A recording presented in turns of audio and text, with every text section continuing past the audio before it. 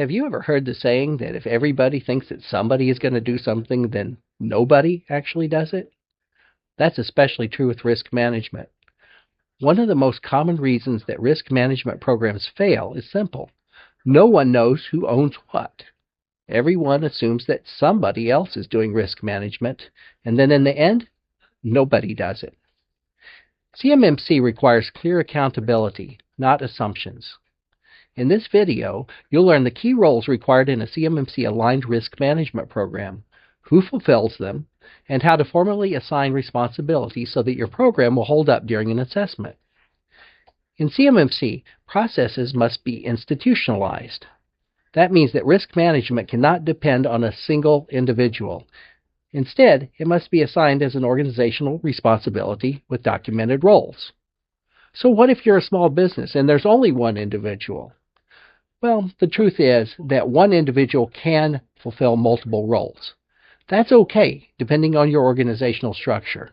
What matters is not how many people you have, but that the roles are clearly defined and formally assigned. There are 4 primary roles in a compliant risk management structure. The first is the risk executive function. This is the person or the organization that provides overall guidance and makes final decisions. This is where the buck stops. Next is the system owner. The system owner is responsible for the system where the risk exists. For example, a system that processes CUI in a CMMC environment. This person is accountable for ensuring that risks associated with that system are addressed appropriately. The third is the Information Security Officer, or the IT Manager. This role identifies technical risks and recommends mitigations. This is the person whose function is consulted so that when risks are identified and evaluated, they know about it. Finally, there are process owners and functional stakeholders. These are the people on the ground, the ones that actually do the work. They identify operational impacts and remediation priorities, and they're informed of risks and risk management decisions. We often describe these roles using what's called a RACI chart.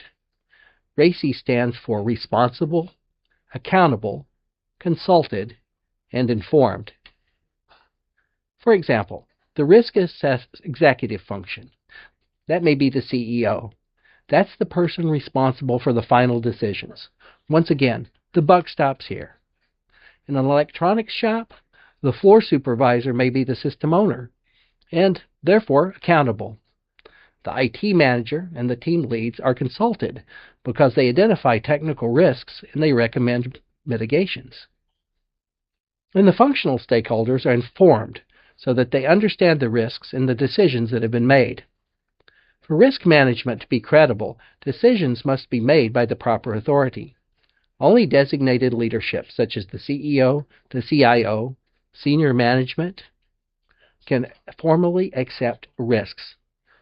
These roles and authorities must be formally documented in your risk management policy and methodology.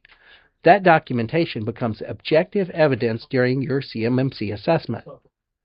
Once again, in small businesses, one person may fulfill multiple roles, and that's fine. What matters is that the roles are defined and that they're assigned. Now that your organization has clearly defined roles and authority, the next step is to decide how you will assess and score the risk.